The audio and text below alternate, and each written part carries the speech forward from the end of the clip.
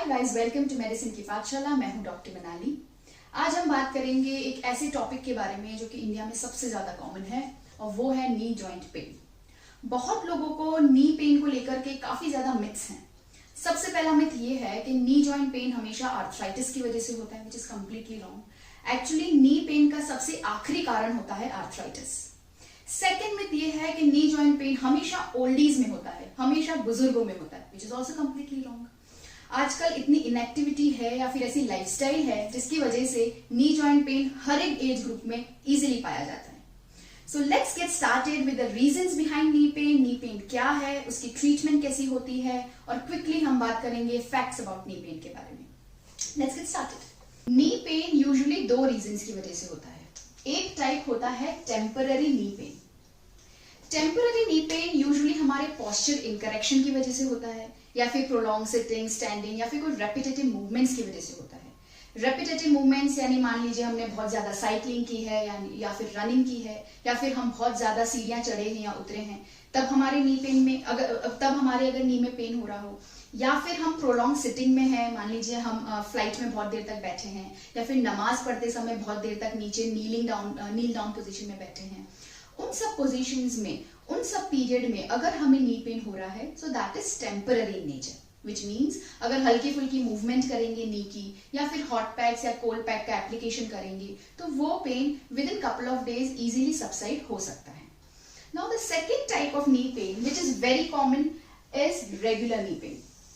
अब इस type of knee pain में ट्रीटमेंट लेने के लिए डॉक्टर के पास जाना बहुत जरूरी है।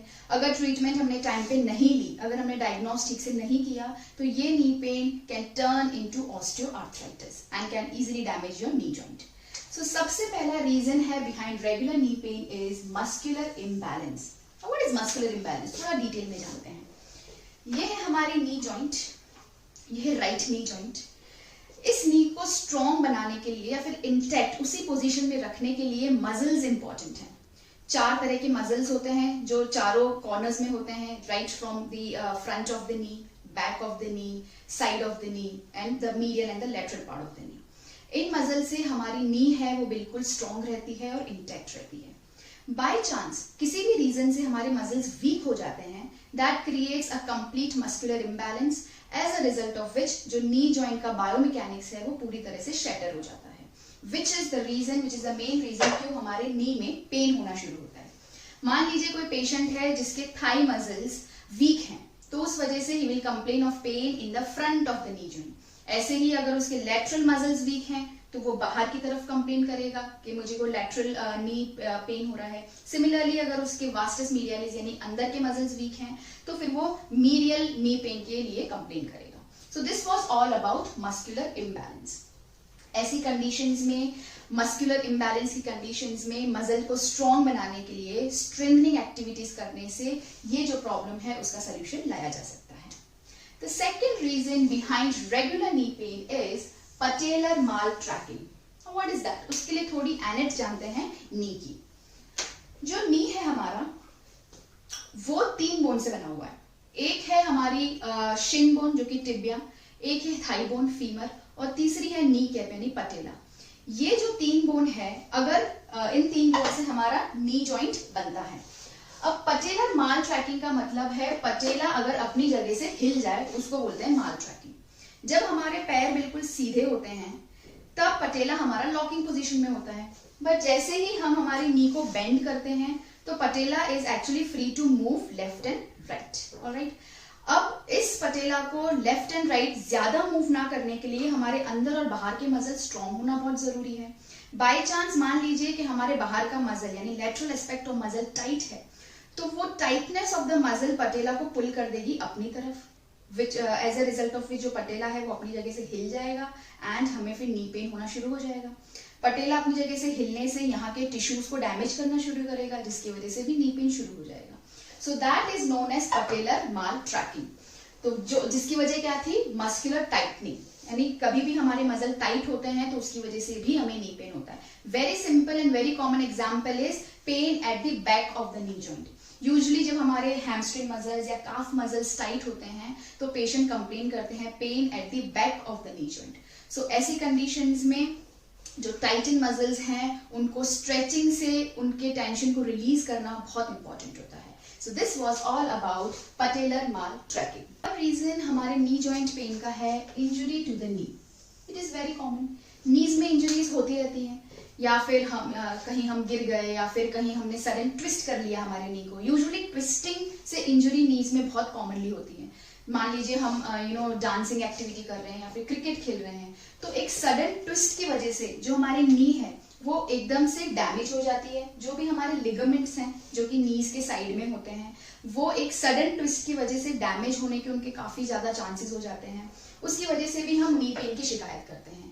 अब ये जो लिगामेंट्स हैं वो कितने ग्रेड्स यानी कितनी सिवियरिटी के साथ डैमेज हुए हैं, उनमें केवल स्प्रेन हुआ है या फिर वो फट चुके हैं, वो सब जानने के लिए एमआरआई करना बहुत इंपॉर्टेंट है. उसी से हमें समझ में आता है कि कंडीशन कितनी सिवियर है.